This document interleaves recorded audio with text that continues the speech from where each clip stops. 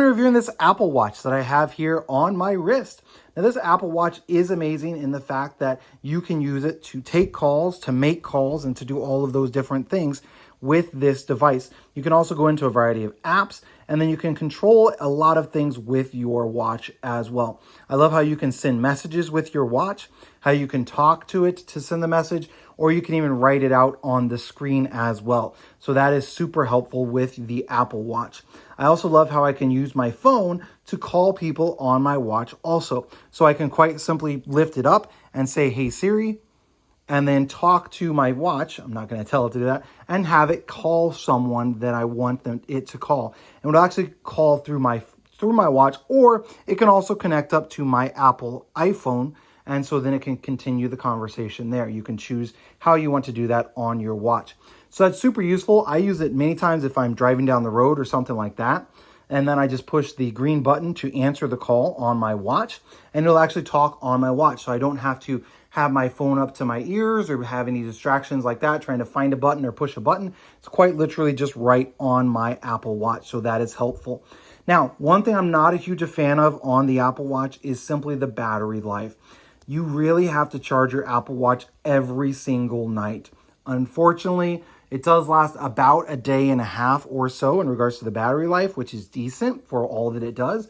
Problem is, a day and a half doesn't really do me any good, because if I wear it overnight, then the next day it dies partway through the day. So you really do have to charge it every single day. So that is a big downside for me.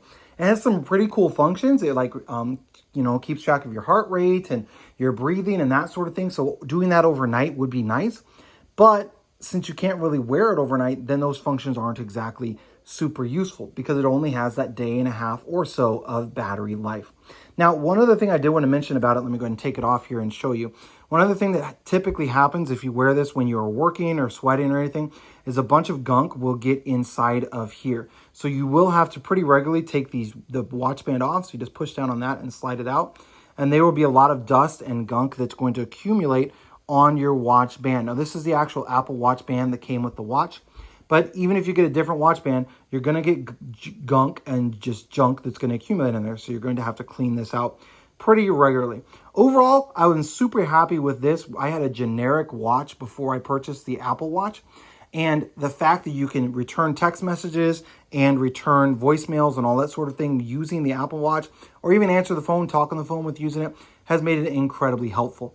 Now, my wife's favorite feature, and I'll end with this, is that you can actually use your Apple Watch to ding your phone.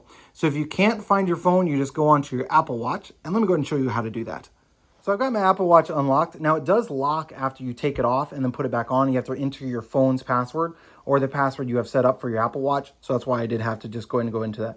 But once you get it on, then I'm going to go ahead and swipe up. And then you just push this little button with the vibrates on the side. And what it'll do is it'll ring your phone. So my wife uses that all the time when she doesn't remember which room she left the phone in, or if it was one of the kids grabbed it or something like that.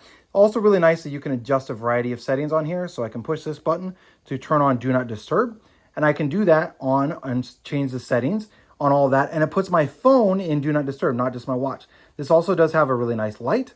Okay, so again, it's pretty dim. When you turn it away from yourself, it gets brighter. And it is bright enough for you to actually see things at night. So that is a really cool feature as well. And then, of course, you can set it to where the watch itself rings or where it doesn't, where it vibrates or where it doesn't. Set on Do Not Disturb, airplane mode, all of those sorts of things from the Apple Watch itself. So overall, it has definitely been a good purchase to have if you have an iPhone.